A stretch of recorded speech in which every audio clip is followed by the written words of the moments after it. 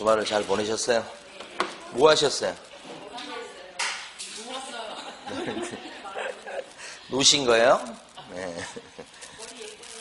머리요? 자, 미장원에서 깎았어요. 미장원 갈 일이 없는데 어떤 원장님이 강제로 끌고 가가지고 제발 이런 데서 깎으라고. 2배로 비싸더라고, 2배로. 미장원이. 자, 이제 오늘이 두 번째 시간인데, 저기 중개 실무 파트 중에서 명의시타까지 할 거예요. 교재는 이제 170 몇 페이지냐면,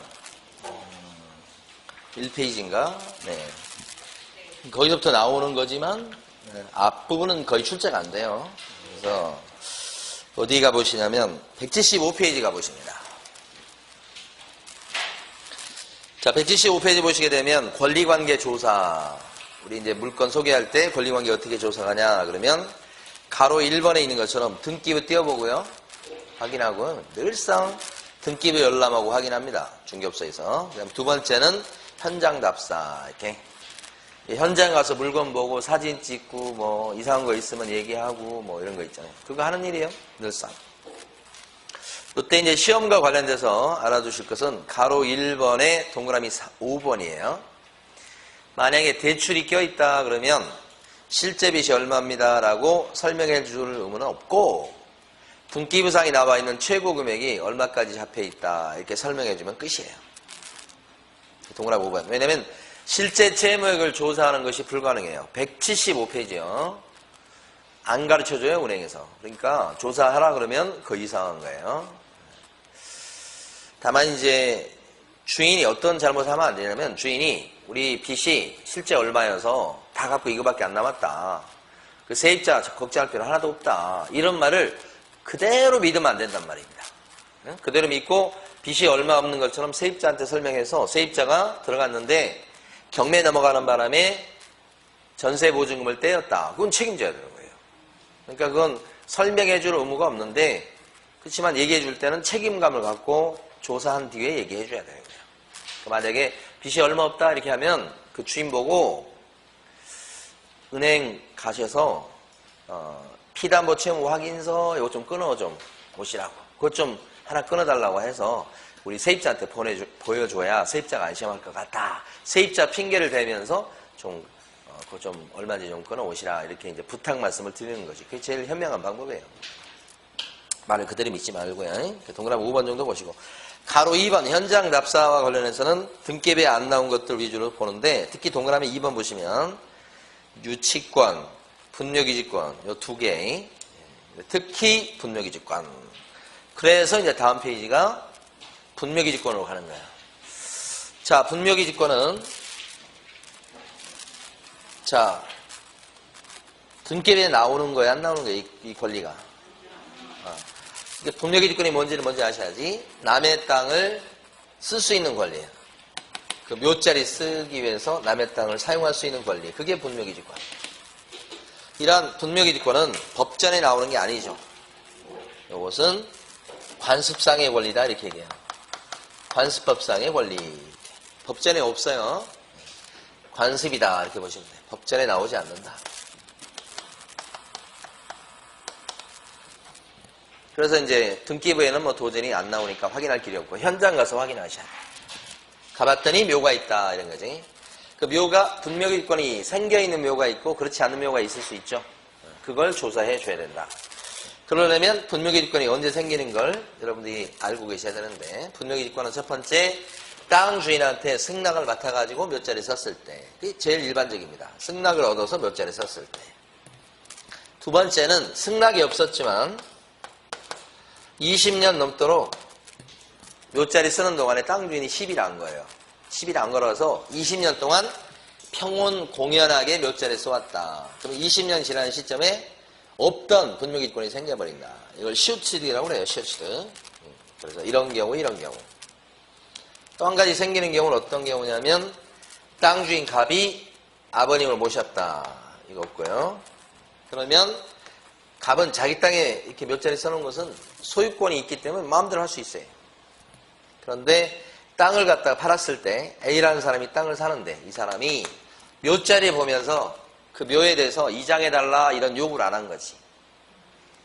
이장 요구 없이 만약에 A가 땅을 사서 등기를 가져오면 묘자리 쓰는 거에 대해서 소극적으로 승낙한 거예요. 이것도 승낙이라고 볼 수 있어. 그래서 등기가, 땅에 대한 등기가 A한테 넘어오는 그 순간에 갑은 옛날 땅 주인은 분묘기득권자가 돼요. 여기가 분묘기득권자입니다. 여기 세 번째. 이장 요구 안 하고 등기 가져온 케이스. 셋 중에 하나에 걸리면 분묘기득권이 생긴다라고 보는데 이게 판례 입장이에요, 판례 입장. 여러분 입장에서 세 가지 중에 하나인지를 이렇게 파악을 해 주셔야지. 그러니까 특히 여러분들은 중개하는 입장에 있으니까 보통 묘는 임야에 많이 있으니까 임야를 중개할 때 묘가 있으면 이런 묘인지 아니면 이렇게 된 묘인지 이렇게 된 묘인지를 갖다가 조사해 줄 거 그런 뜻입니다. 소개하는 저 중개사 입장에서는요 그런 차원입니다. 그래서 가로 1번에 보시면 둘째 줄에 동그라미 1번 둘째 줄 남의 땅의 일부를 쓸 수 있는 권리 이걸 분묘기득권 묘자리 쓰기 위해서 이런 것은 동그라미 2번 지상권하고 비슷한 관습상의 물권이다. 일반 채권이 아니고 물권에 해당합니다. 관습상의 원리다. 판례가 인정하고 있는 것이다. 자, 그 다음에 이제 가로 2번에 보면 생기는 원인이 세 가지죠. 동그라미 1번이 승낙, 동그라미 2번이 시효취득, 그죠? 근데 여기서 이제 보면 분묘기득권이 생겼을 때 분묘기득권자는 땅 주인한테 지료를 줘야 되냐 이게 문제가 되죠. 주는 거야 안 주는 거예요? 땅 주인이 공짜로 쓰라고 그러면 안 주는 거죠. 그러니까 약정이 있으면 약정 지료를 줘야 되는 거지. 약정이 없으면 안 주는 거죠. 약정한 게 없다 그러면 안 주는 거예요. 약정한 게 있으면 주는 거고. 당연한 얘기예요. 근데 이제 문제는 옛날 판례 보면 시효취득의 경우에 20년이 딱 되는 순간에 분묘기득권이 갑자기 생기니까 그럴 때 땅 주인이 그러면 지료 내놔라 이런 소송이 많이 제기된 거예요. 그때 우리 옛날 판례는 20년 되는 순간에 딱 그 분묘기득권이 생기니까 약정할 그런 틈이 없잖아요. 그때는 달라고 해도 줄 필요 없다는 게 옛날 판례 입장이지. 그러니까 옛날 판례는 좀 얄미운 판례죠. 남의 땅을 쓰는데도 지료 줄 필요가 없다고 하는 거니까. 그러니까 판사들이 언제나 제정신을 갖고 있는 건 아니에요. 어쩔 때는 시간 지나면 나중에 처리될 때도 있는 거예요. 이런 케이스는 나중에 처리되었다 이렇게 볼 수 있죠. 옛날에 왜 인정 안 했는데? 갑자기 뭐 상황이 바뀐 게 뭐가 있어? 하나도 바뀐 게 없어. 다만 판사들이 처리되었을 뿐인 거지. 판사들도 처리되려면 좀 시간이 필요한 거예요. 세상이 좀 흘러가는 거 좀 보면 나중에 보니까 아니야 이건 지료 인정 안 해주니까 생겼다고 해서 그냥 남의 땅을 마음대로 쓸 수 있다는 게 되니까 최소한 그렇게 했을 때 지료는 줘야 될 거 아니에요. 전 땅에 한 조각도 없지만. 자, 근데 이제 핵심은 그래서 최근에 판례는 인정하고 있죠. 인정하는데 보니까 지료를 갖다가 소급해서 옛날부터 지료 줘라 하려고 하니까 지료가 너무 많은 거야 이제. 그러니까 이런 게 이제 어떻게 꼼수예요, 꼼수. 원래 줘라면 옛날부터 줘야지 옛날에 안 썼었나? 근데 그때부터 주라고 하려고 하니 뭐 많은 거야 이제. 망하게 해서 잘못하다가 그래서 어떻게 지금부터 줘라 이렇게 하는 거지. 그게 이제 그 밑에 있는 판례입니다. 읽어보면 장사 등에 관한 법이 시행일인 2001년 1월 13일 이전에 남의 토지에 분묘를 설치해서 20년간 평온 공연하게 분묘기지를 점유함으로써 분묘기지권을 시효취득한 경우에 분묘기지권자는 땅 임자가 지료를 청구하면 청구한 날부터 지료를 지급할 의무가 있다. 청구한 날부터 이게 포인트예요. 맨날 물어보는 게 시효취득의 경우에 지료를 갖다 줘야 된다는 판례 내용을 모르시는 분 없어. 근데 시험 내는 사람은 그걸 갖다가 물어보는 게 아니고 소급해서 지급을 해야 된다 그러면 X고 청구한 날부터 준다 이렇게 하면 동그라미라 이 말이지. 그걸 물어보는 거지. 포인트는 거기지. 그 다음에 가로 3번. 이 분묘기득권은 물권이니까 막 제3자한테까지 주장할 수 있다. 물권의 물권 이게 관습상의 권리이지만 그래서 제3자한테까지 주장하려면 제3자가 또 피해를 보면 안 되잖아요. 제3자가 피해 보지 않게끔 하는 게 뭐냐. 그럼 바로 인정되려면 볼록한 봉분의 형태를 떼야 된다. 봉분의 형태를 떼고 있어야 된다. 그러니까 만약에 평장이나 암장돼 있다고 하면 제3자가 알아볼 수가 없잖아요. 땅을 사는 사람이 알아볼 수 없잖아요. 네, 그래서 이런 형태를 떼야 되고 안 된다는 거고요. 그 다음에 만약에 이런 형태를 띠고 있는데 여기가 시신이 매장되어 있지 않다. 그러면 인정해 줄 필요가 없잖아요. 그래서 가묘의 경우에는 또 인정해 주지 않는다. 가묘 X. 가로 3번 보는 거예요. 네. 그 다음에 이제 가로 4번은 분묘기 주권자는 누가 되느냐. 묘 관리하는 사람이 분묘기 주권자가 돼요. 그러니까 작은 아리들이든 큰 아리들이든 묘를 관리하고 있는 사람이 분묘기 주권자가 되다. 제사 지내는 사람이. 뭐 당연한 얘기지. 근데 만약에 이게 종중묘다 그랬을 때는 분묘기 주권자가 누가 되느냐 그랬을 때 일반적으로는 종손 차원에서 관리하는 경우가 대부분이니까. 그래서 종손이 분묘기 주권자가 된다고 하는데 그게 아니고 종중에서 종손이 지금 도망가고 없어요. 그러니까 종중 차원에서 관리하고 있다면 예외적으로 분묘기 주권자가 종중 분묘에 대한 분묘기 주권자가 종중이 될 수도 있다는 판례입니다. 그러니까 원칙은 종중이 돼요. 근데 그걸 떠나서 일단 실질적으로 묘를 관리하는 사람이 분묘기 주권자가 되는데 종중묘 같은 경우는 대부분 현실적으로 이렇다는 얘기지. 근데 이럴 경우도 있다. 판례 사안에서는 이런 경우였어요. 그게 제일 밑에 있는 판례입니다. 기출문제 한번 나온 적 있었죠. 자, 그 다음에 오른쪽 가면 분묘기 주권은요, 기지 부분에만 미치는 게 아니고 주변에 빈 땅까지 미친다 이렇게 되는 것이. 보고 보면 분묘기 주권은 여기가 기지예요. 몇 자리까 여기만 미치는 게 아니고 요 부분만 미치는 게 아니고 여기까지 미친다는 거예요. 여기까지. 주위에 빈 턱까지. 그래서 이렇게 했을 때 여기다가 이제 비석도 세우고 상석도 세우고 나무도 심고 이렇게 할 수 있는 거 아니에요? 그래서 그 기지 부분에만 미친다는 게 아니고 그 주변의 빈 턱까지 미친다. 그래서 오른쪽 페이지 보면 가로 5번에 동그라미 1번 주위에 빈 땅에도 미친다 이렇게 되는데 여기서 이제 핵심적인 판례가 나옵니다. 주위에 빈 땅까지 미치는데 미쳐요. 사성에 대한 판례가 중요해요. 사성은 이 묘를 보호하기 위해서 주변에 언덕을 만들어 놓은 걸 얘기해요. 언덕이 있는 곳에다가 움푹 패인 곳에 묘자를 쓰는 경우가 있고 그건 어떻게 보면 뭐 자연적인 사성입니다. 그게 아니고 그냥 평지했는데 옆에 언덕을 만들어내는 경우도 있어요. 인공적인 거죠. 다 사성이에요. 언덕배기가 있을 수 있는데 그러면 분묘기 주권이 요 사성 부분까지 미치냐 이게 문제지. 어떻게 해요? 요 언덕배기까지 분묘기 주권이 미친다고 볼 수 있습니까? 사성 부분까지. 이 사성은 요 묘를 보호하기 위해서 만든 건데 그렇지만 분묘기 주권은 이 거리에 따라서 이게 한 뭐 100m 떨어졌다고 해봐야 그럴 리는 없지만 거기까지 미친다고 할 수는 없잖아요. 그래서 구체적으로 봤을 때 가까운 거리에 있다 그러면 미친다고 보는데 너무 거리가 멀어 미치지 않는다고 봐야 되겠죠. 그래서 결론은 세모예요. 그래서 사성 판례가 중요합니다. 가로 5번에 동그라미 2번 확실한 범위는 이렇게 밑줄 그어진 부분이 있죠.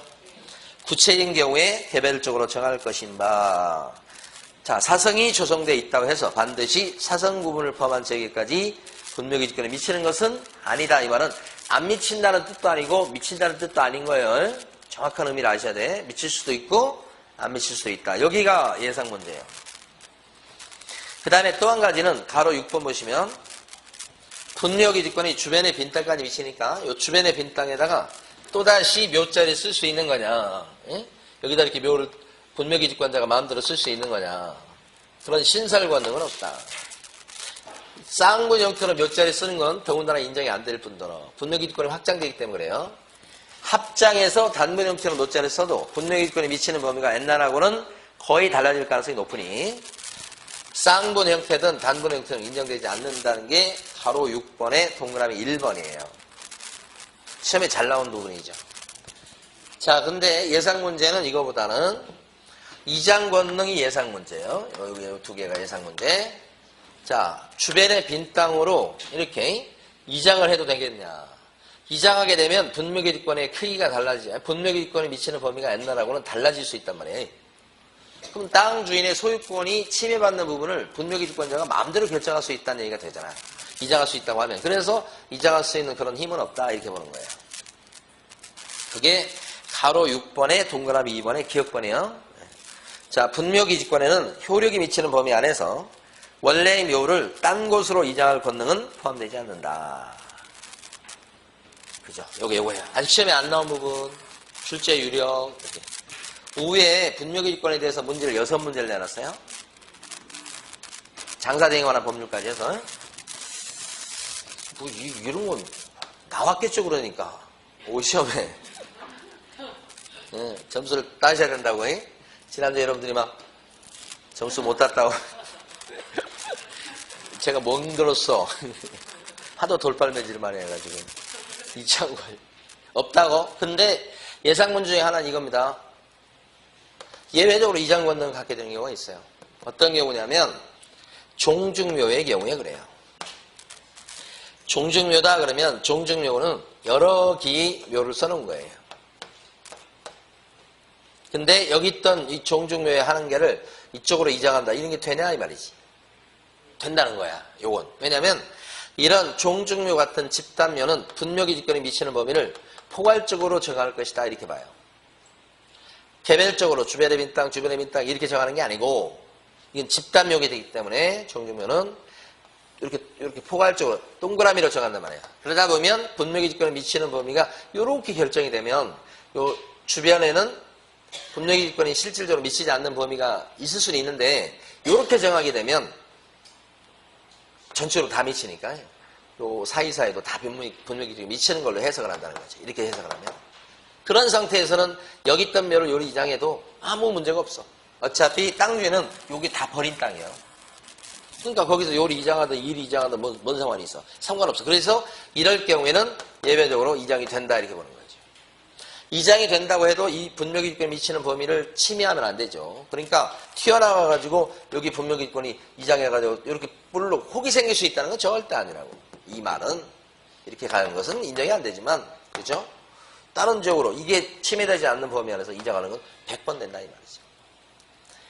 그러다 보니까 결국 어떤 게 있냐면 가장자리에 있던 묘를 이렇게 이장하는 건 또 되는데 그랬을 때 결국에 따라서는 분묘기지권에 미치는 범위가 쪼그라들 여지는 있다. 오히려. 근데 확장될 여지는 없는 거예요.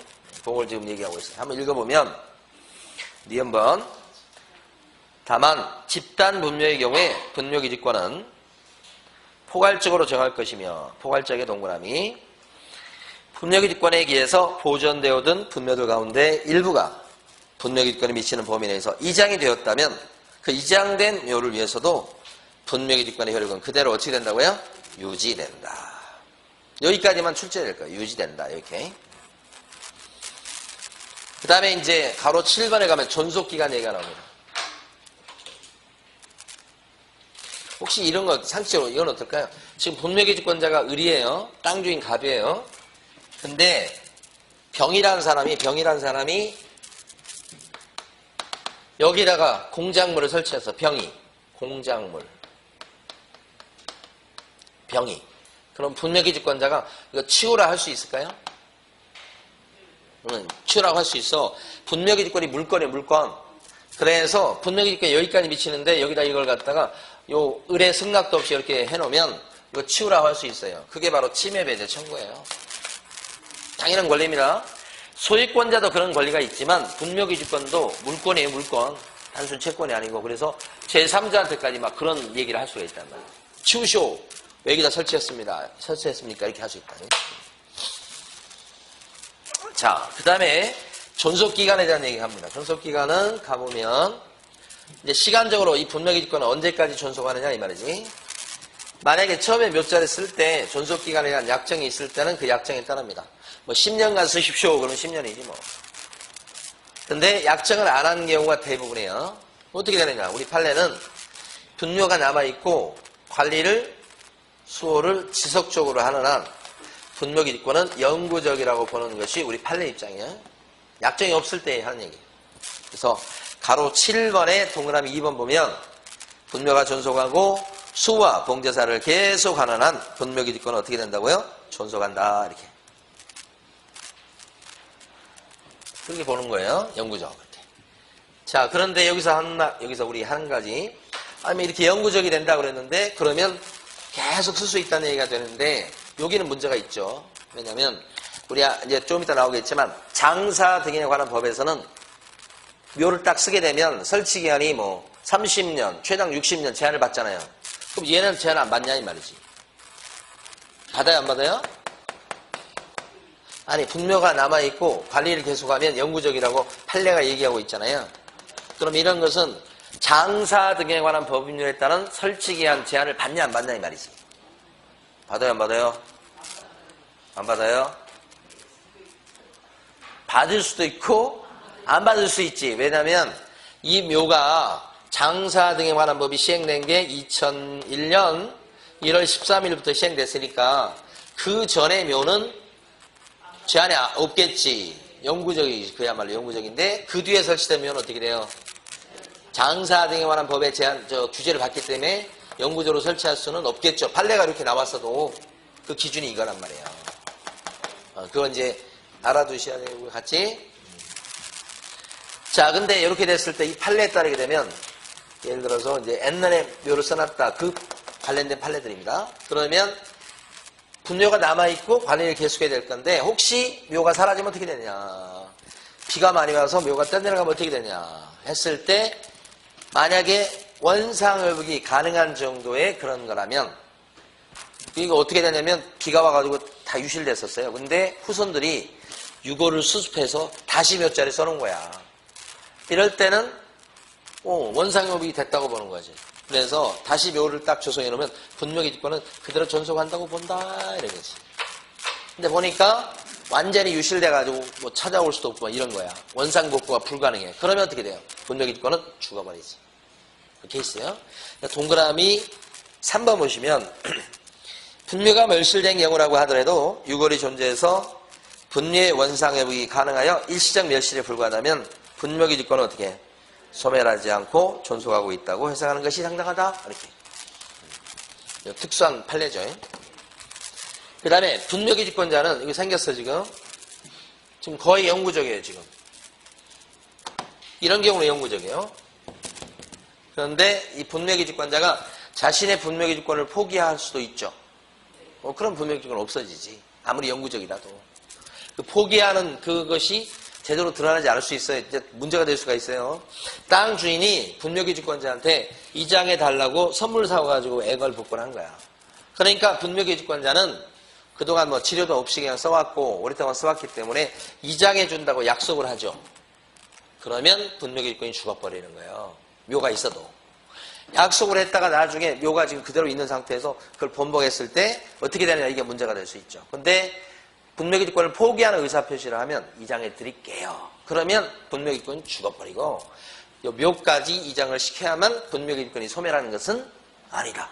이것도 시험에 2번이나 나왔던 거예요. 동그라미 4번이죠. 그러니까 분묘기지권 포기의 의사표시는 포기의 의사표시로 충분하고 점유까지 포기해야 소멸하는 것은 아니다. 여기까지 됐습니다. 자, 이번에는 이제 어디 보시냐면 장사 등에 관한 법률을 보도록 합니다.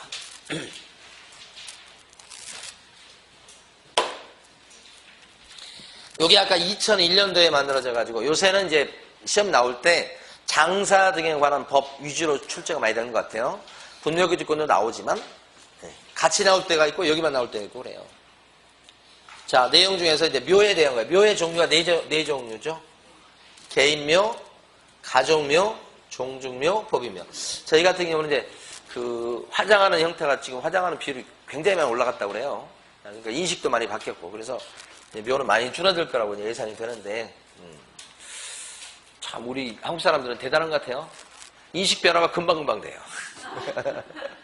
그래서 이거 잘 바뀌지 않을 것 같은데 유교 문화권이라. 그런데 또 지금 최근에 그 하는 건 화장하는 비율이 계속 올라가고 있어서 참 진짜 우리 한국 사람들은 이 적응에 있어서만큼은 세계 1등이다. 예? 어떤 상황에서도 참 자랑스러울 때가 있고 그럴 때가 있고 그래요. 자, 일단 개인묘다 그랬을 때 배우자 관계에 있는 삶까지 묘자리 써놨을 때가 개인묘니까 이 묘는 한 기 아니면 2기. 한 기라고만 생각하시면 안 돼. 배우자 포함 이렇게 되는 거고. 그 다음에 가족묘는 친족 관계에 있던 사람을 같은 묘자리에 만들어 놓은 거예요. 이 친족 관계 보통 그러면 8촌 이내를 얘기합니다. 그래서 8촌 이내, 이쪽, 결혼한 이쪽, 배우자 관계 쪽에서는 4촌 이내 이렇게 얘기를 하는데, 어쨌든, 일반적으로 봤을 때 8촌 이내가 친척이에요. 종중묘는 여기보다 촌수가 멀겠죠. 그래서 종중묘하고 요 가족묘 두 개를 잘 구별하셔야 돼요. 친족 관계 그러면 가족, 마침 족자가 공통돼요. 친족 그러면 가족이 떠올라야 돼요. 그 다음에 이제 법인묘. 법인묘 그러면 이제 교회 동산 이런 거예요. 불교에서도 막 이런, 이거 막 이렇게 종교단체에서 막 만드는 거 있잖아요. 그게 법인묘입니다. 법인묘. 이건 여기서 얘기한 법인은 재단 법인을 얘기해요. 그러니까 교회에서도 보면 그 교회에서 돈을 출자해가지고 재단을 만들어서 임야를 다 사버려. 교회 동산해가지고 거기다 성도님 돌아가시면 묘자리 조성하는 걸 얘기합니다. 이때 이제 요 내용이 지금 178페이지 가로 1번 내용을 설명드린 거예요. 다 시험에 나왔던 겁니다. 노란 게 개인묘, 가족묘, 종중묘, 요 재단법인 얘기합니다. 법인묘 이렇게. 자, 절차를 보면 가로 2번 위주로 출제가 돼요. 가로 2번 보면 개인묘는 절차적으로 봤을 때 개인묘자를 먼저 써요. 그리고 30일 이내 사후적으로 신고하도록 되어 있습니다. 이렇게. 근데 가족이나 종중법인은 집단묘잖아요. 집단묘는 사전에 시정군수구청장한테 허가를 받아내고서 그 다음에 여러 개를 이렇게 묘를 조성하는 거예요. 가족묘도 그래요. 법인묘도 그렇고 허가사항이죠. 그러니까 신고사항이냐 허가사항이냐 이거 바꿔서 내고요. 출제해서. 그 다음에 한 기당 면적은 개인묘는 30제곱미터 이하 이렇게 되고요. 집단묘 같은 경우는 어떻게 되느냐. 집단묘는 10제곱미터 이하예요. 두 개 조심하셔야 됩니다. 여기서 두 개. 개인묘 그랬을 때 혹시 10제곱미터 이하 그러시면 안 되고 요 가족묘인데 가족묘의 한 기당 면적을 얘기해요. 그래 줄어요. 10제곱미터 이하 이렇게. 32, 10 이렇게 되고. 근데 기출문제에 나왔던 것은 뭐냐면 합장했을 때는 요 한 기당 면적을 좀 넓혀줍니다. 합장하면. 그게 15제곱미터. 요게 기출문제에 나왔던 건 요거지만 얘가 중요한 게 아니고 10이 중요해요. 10이. 그래서 이는 집단묘다 그러면 여러분 생각할 때 십시일반을 생각하셔야 돼요. 집단묘 그러면 십시일반. 예? 십시일반으로. 그런 말 요새 잘 안 쓰는 것 같던데. 그죠? 십시일반으로 조금씩 모아서 이런 거잖아요. 십시일반. 예? 그렇습니다. 예? 자, 요새 말은 진짜 저는 유튜브에서 보니까 이런 얘기가 나오더라고요. 유튜브에 그 제목이 뽑혀있는데 이렇게 제목이 다 달려있어요. 이런 말을 많이 쓰나봐요. 일반적으로. 그래요? 이런 말 많이 써요? 차마 제 입에 올릴 수는 없어요. 근데 유튜브 제목에 나와 이렇게. 그래서 저게 무슨 말인가 물어보니까 하여간 전 그러다고 하는데 와 이게 이제 문화가 바뀌는 것 같아요. 옛날에 제가 충격을 받았던 것은 언제 충격을 받았냐면 제가 대학교 때 그 여중 앞에 학교가 있었거든요. 여중 요건데 마을버스를 그때 마을버스 있었어. 마을버스를 탔는데 여중생들이 욕을 하는데 와 이건 진짜 이건 처음 들어본 욕도 와 욕이 아주 자연스러워 그냥 잘 굴러. 야 이건 나라가 망조다 이거 그렇게 생각을 했거든요. 근데 아직도 안 나오고 있어요. 그랬던 애기들이 지금 다 엄마 됐을 거 아니에요. 그때가 18, 뭐, 이렇게 15, 16 이렇게 됐으면 지금 엄마지, 당연히. 엄마가 뭐야, 지금. 지금도 그 욕을 쓰고 있을 거 아니에요, 지금도. 이 욕을. 이게 일반적인 말이에요. 이게 무슨 말인지 모르고 써요. 우리 애기도 쓰더라고. 무슨 말인지 몰라. 그냥 쓰는 말이에요, 그냥. 참. 따라가기로 했어요, 그래서.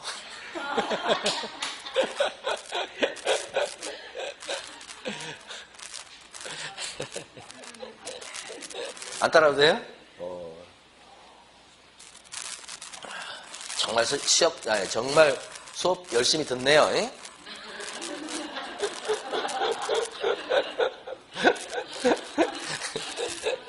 예? 그렇게 말하고 싶어요. 자, 15입니다. 여기는 십시일반. 네, 이렇게 하고. 그 다음에 여기 보면 전체 면적 여기가 지금 개인면은 30제곱미터. 전체로 똑같아요. 한 개 아니면 두 개니까. 그 다음에 여기 이제 이쪽을 보면 전체 면적이 가족이 100. 가족이 100이고, 그 다음에 종중은 1000. 범위는 얼마요? 10만 제곱미터 이상. 이렇게. 오, 시험에 냈을 것 같아요? 안 냈을 것 같아요, 이거? 네? 여러분 조금 있으면 여러분들이 이제 공부를 좀 더 하시면 출제위원회 반열에 올라가요. 그래서 이게 출제될 거다 안 될 거다를 이제 느낄 수 있어. 아니 전부 다 이해하는데 얘는 10만 제곱미터 이상이잖아요. 이상. 정말 이상하죠? 10만 제곱미터 이상. 왜 다 이해하는데 얘는 10만 제곱미터 이상일까? 예? 이상이에요. 이상. 자, 그 다음에 밑에 보시면 이제 매장 그런 얘기가 나와요. 저것도 시험 기출문제 나왔던 거예요. 자, 사채는 매장하면 매장을 먼저 하고요. 매장했다고 30일 내에 신고하도록 되어 있습니다. 좀 이상하죠. 이것도 먼저 묻을 수 있도록 해요. 묻고 나서 신고하도록. 사후 신고해요. 근데 화장하고 개장은 이제 파내는 거잖아요. 이장하려고 파내는 걸 얘기하는데 화장은 뭔지 아실 거고, 이 화장 많이 한다고요, 지금. 화장하기 전에 미리 신고하고 화장을 해야지. 화장을 먼저 하고 나서 신고하는 게 아니고. 그러니까 매장하고는 좀 의미가 틀리네. 그죠? 그래서 이제 여기 보면, 옛날 보면, 뭐 드라마나 이런 데 보면 어떤 범죄자들 같은 경우는 빨리 화장을 시켜버리잖아요. 증거 없애려고. 찾을 길이 없잖아. 근데 매장은 꼭 바로 증거 없어진 건 아니잖아. 매장을 해놓게 되면. 그래서 매장을 하고, 그 다음에 사후적으로 신고해도 되는데, 화장, 개장 같은 경우는 신고하고, 그 다음에 해야 된다. 신고하고 해야 된다. 그래서 요게 기출문제, 예상문제는 그 중에 이거. 그 중에 요거. 화장을 한 자는 신고한다 그러시면 안 되고, 화장을 하고자 하는 자가 신고한다. 이렇게 하셔야 된다고. 오케이. 그 다음에 오른쪽 가시면 이제 설치기간 얘기가 나옵니다. 조문 중에 제일 중요한 거 하나 고르라면 이 설치기간이에요. 오른쪽 페이지 제일 위에 가시면, 자, 분류의 설치기간은 몇 년인가 봤을 때 설치기간은 30년 이렇게 되죠. 가장 기본적인 게 동그라미 1번인데 아직 이것도 출제가 안 됐어요. 이런 기본적인 것도. 설치기간은 30년이다. 60년 그러시면 안 돼. 15년 그러시면 안 돼. 15년은 옛날 얘기예요, 옛날. 15년 했다가 지금 30년으로 올랐어요. 설치기간은 30년. 근데 연장하는 제도가 있죠. 동그라미 2번 보면 연장 신청을 하면 연장을 해주게 돼 있어.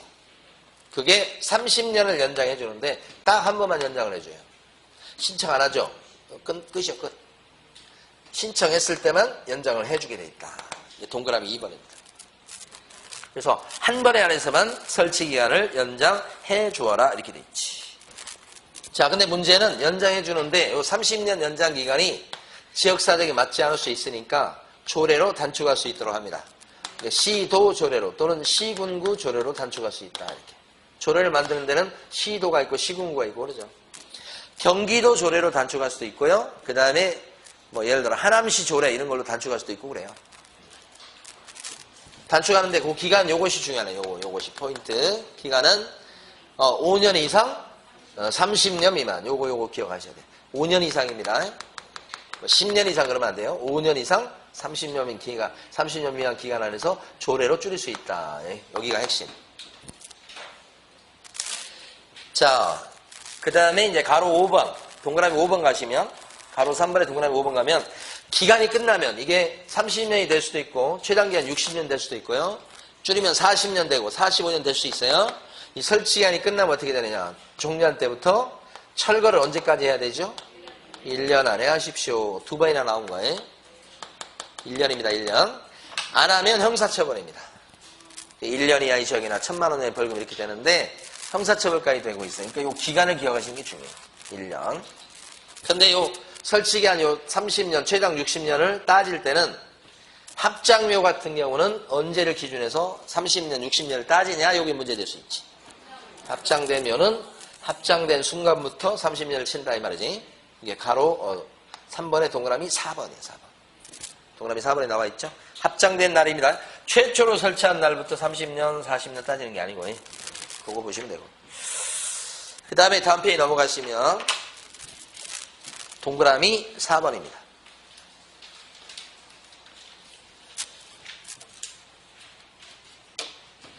아까도 말씀드렸지만 장사 등에 관한 법이 시행됨으로써 옛날 판례가 좀 바뀌게 된 게 있어요. 판례가 좀 수정이 되는 부분이 있어. 판례는 이제 법 내용에 반하는 것은 다 의미가 없어요. 법이 우선합니다. 그래 보면 장사 등에 관한 법이 시행되기 전에 설치된 묘는 어떻게 됐었어요? 아까 영구적이잖아요. 이게 그렇게 될 수 있어. 자기 땅에 설치하고 남의 땅에 설치해도 분묘가 존속하고 관리를 계속하면 영구적이야. 근데 장사 등에 관한 법이 시행되고 나서 묘가 있으면 자기 땅에 묘자를 설치한 경우나 남의 땅에 묘자를 설치했을 경우나 이제는 뭐예요? 영구적이 될 수가 없어요. 기간 제한을 받아요. 최장 60년 이렇게. 원칙은 30년이죠. 이렇게. 이게 법 시행된 뒤에요. 또 한 가지 뭐냐면 장사 등에 관한 법이 시행되기 전에 요 묘는 그죠? 20년 동안 평온 공연하게 묘자를 쏘았다면 시효취득하는 게 발생할 수 있어요. 시효취득이 생길 수 있단 말입니다. 법 시행되기 전에 묘는 그래요. 근데 법 시행된 뒤에 남의 땅에 무단으로 설치한 묘는 이것도 무단으로 설치한 묘지만 이 무단으로 설치한 묘에 대해서는 시효취득을 더 이상 인정할 수가 없다. 이거 인정하면 묘 줄이는 정책하고 맞지 않아요. 그래서 조문을 만들어놨어요. 가로 5번에 동그라미 4번이에요. 무단으로 설치한 분묘의 용고자는 동그라미 4번 당의 토지 소유자, 묘 설치자 또는 연고자에 대해서 토지 사용권, 기타 분묘의 보존에 의한 권리를 추정할 수가 없다. 이것은 다만 2001년 1월 13일 법 시행 이후에 설치된 묘부터 적용된다. 동그라미 4번 별표고요. 동그라미 5번도 시험에 내놨어요. 오시험에. 대놓고 가르쳐 드릴게요. 더 이상 돌릴 수가 없어. 거기 보면 무연고 시체 등에 대하여서 매장 또는 봉안한 기간은 10년으로 한다. 이게 뭐냐면요. 여러분 이면을 갖고 있어. 근데 거기 묘가 있어. 근데 누구 묘인지를 모르겠어. 그럼 누구 묘인지 모르니까 내가 샀는데 이게 분묘기권이 있는지 없는지 모르겠어. 누구 묘인지 나타나질 않아. 그러면 어떻게 해요? 누구 묘인지 묘주인은 나타나라고 신문에 공고를 해요. 마을에서 이제 아는 사람, 만약에 그 묘주인이 누군지 알 수 있으면 그 사람한테 가서 이제 얘기하겠지.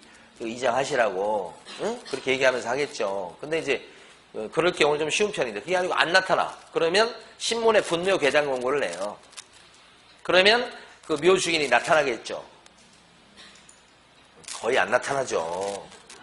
자기 먹고 살기 바빠서 그러는 거예요. 그러니까 보면서 굉장히 서글픈 생각이 들기도 해요.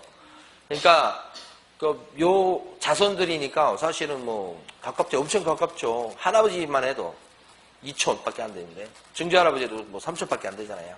엄청 가까운데 자식들이 되면 또 이제 그만큼 또 마음 쓰이 그만큼은 안 되거든요. 그렇게 되는 경우 되게 많이 보니까. 그래서 많이 화장을 택하는 것 같기도 해요. 관리하기 힘드니까 사오죠. 안 해줄 거라고 예상이 되잖아요. 자식들이. 갑자기 또 그런 생각이 들긴 하는데 어쨌든 거기서 관리를 안 해. 그러니까 분묘 개장 공고하면 거의 안 나타나요. 안 나타나요.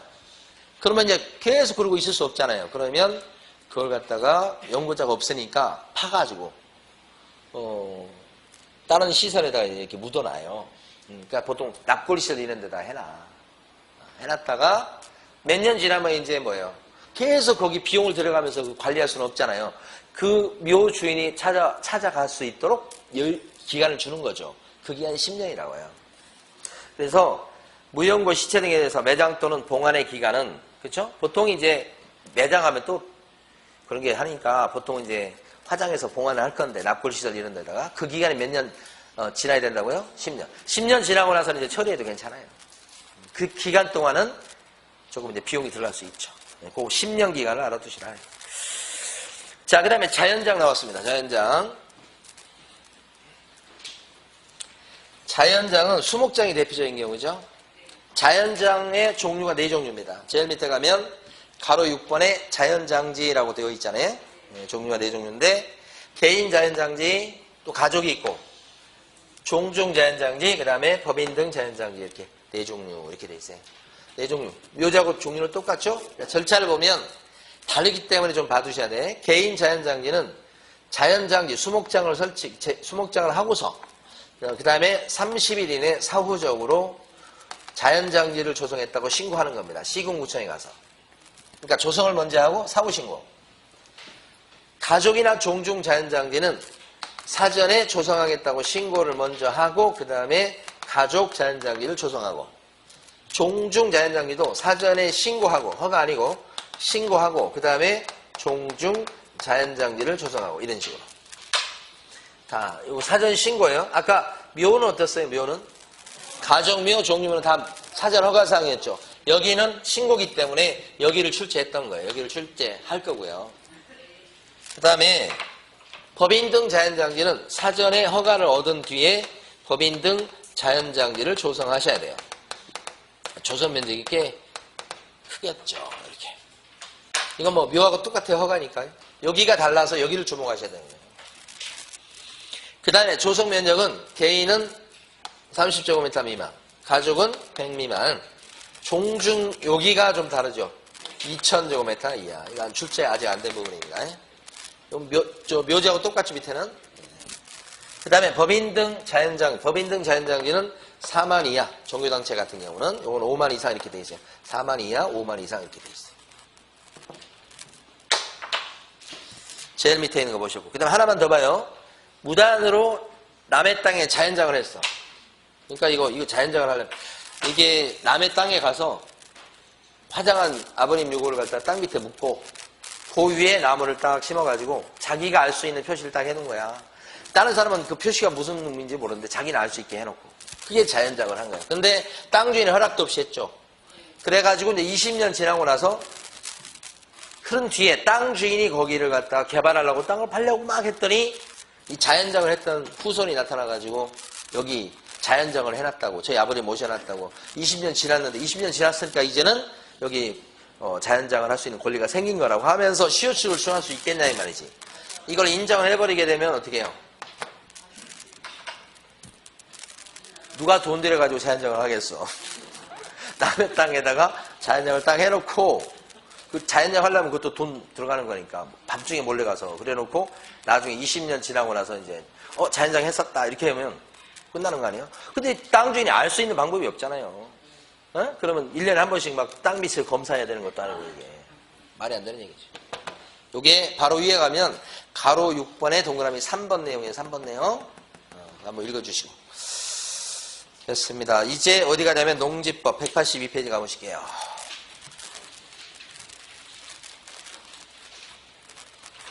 부분 조금만 보고 이제 쉬도록 하겠습니다. 농지법도 이번에 이제 개정된 것도 있고, 여러분 공법 시간에 이제 농지법 한 번쯤 배우셨나요?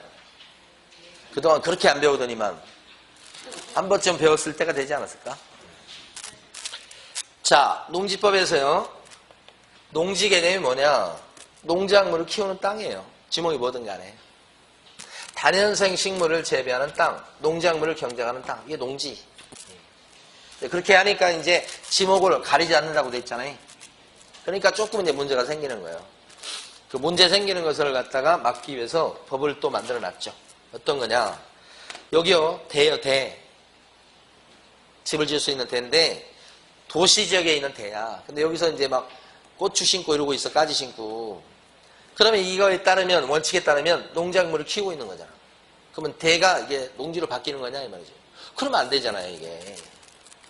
이 땅값이 대가 얼마나 비쌀 건데, 이게. 농지로 바뀐다고 하면 안 되죠. 그래서 법은 어떻게 되냐면, 지목이 전답 과손이 아닌 농지는, 고추 심고 가지 심어놨다고 해? 그거는 경제학 기간이 3년 이상 돼야 농지가 되는 거고, 3년 미만일 때는 아직 농지가 아닌 걸로 정해놓은 거지.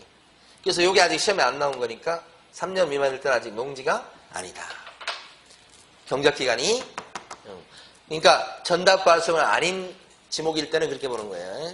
이거 하나, 예배. 또 하나가 뭐냐면, 생각해 보면 두 가지 사례가 있잖아요. 임야인데 여기다가 농작물을 키워, 임야인데. 임야인데 농작물을 키운다 그러면, 임야의 땅값이 비싸요? 농지의 땅값이 비싸요? 일반적으로 농지가 더 비싸거든. 근데 임야인데 여기 농작물을 키우고 있으니까, 원칙대로 농지다 그래버리게 되면 돈 벌기가 쉽죠. 임야를 사서 농작물을 키우고, 농지다! 그러고 나서 팔아먹고, 다시 임야를 사서 농작물을 키우고 농지다 해가지고 또 팔아먹고, 그러면 돈 다 벌잖아. 그럼 임야 다 없어지겠죠. 그래서 임야는 3년 이상 키웠다고 해서 농작물을 경작했다고 해서 농지가 되는 게 아니고, 법에 나라의 허가를 받아서 산지 전용 허가를 받아서 농작물을 키울 때부터 농지로 바뀐다고 봐요. 이면은 그 산지 전용 허가를 받는 게 어려울 수 있겠죠. 산지 전용 허가 받으려면 이게 경사도라든지 이런 게 맞아야 돼요. 돈도 들어가는 건 돈이지만 아예 지역 요건 자체가 안 맞으면 농지로 못 바꿔요. 농지와 임야의 가장 중요한 차이점은 좀 평평하냐 아니면 경사졌냐 이거예요. 임야는 좀 경사진 거잖아요. 이 경사도가 너무 심해버리면 농지로 못 바꾸게 해요. 그래서 산지전용 허가 없이 만약에 농작물을 키웠다 그러면 불법 개간이 되고 그때는 아직 농지로 바뀐 것이 아니고 영원히 농지로 안 바뀌어요. 임야는 산지전용 허가 없이는요. 안 바뀐다고. 아까 여기는 뭐예요? 이거는요. 3년 이상 경작하고 그러면 또 바뀌는 경우 있잖아요. 얘는 그것도 없어요. 이것밖에 유일한 방법이 없어요. 산지전용 허가 받는 방법밖에. 그 내용이 여러분 교재에서는 어디 나오냐면 182페이지 가로 1번에 동그라미 2번과 동그라미 3번인데 동그라미 3번은 우리 중개 실무에서 한 2차례 정도 출제됐었고 동그라미 2번은 한 번도 출제된 적이 없으니까 그 2개 정도는 좀 봐두셔야 되겠고 그 다음에 이제 밑에 농업인 개념요. 농업인 개념 이번에 한번 보고 가죠. 자, 면적으로 봤을 때 몇 제곱미터 이상 농사를 짓고 있으면 농업인이 돼요? 1000제곱미터 이상입니다. 동그라미 1번이죠. 근데 동그라미 2번 330제곱미터 이상 농작물을 키우고 있어도 이상 농사 짓고 있어도 농업인에 들어가는 경우가 있죠. 어떤 경우에요? 대표적인 게 비닐하우스 같은 거죠. 버섯재 배사, 고정식 온실 이런 거. 이건 330제곱미터 이상. 이렇게. 면적 기준한 게 하나 있고요. 면적. 두 번째가 농업 일수. 1년 중에 어느 정도 농사 지었을 때 농업인이 되는 거냐. 원칙은 90일 이상이죠. 동그라미 1번의 둘째 줄 90일 이상. 근데 유일하게 축산업만큼은 며칠 이상 종사했을 때 농업인이 되는 거예요? 120일 이상. 동그라미 3번에 있습니다. 둘째 줄에 1년 중 120일. 그 다음에 연간 판매액은 120만원 이상 팔았을 때 농업인에 들어가죠? 120만원 이상. 연간 판매액이 그렇습니다. 그러니까 세 가지 기준입니다. 면적 기준 하나 있고 농업 일수 기준이 있고 연간 판매 기준이 있고 이렇게. 자, 쉬겠습니다.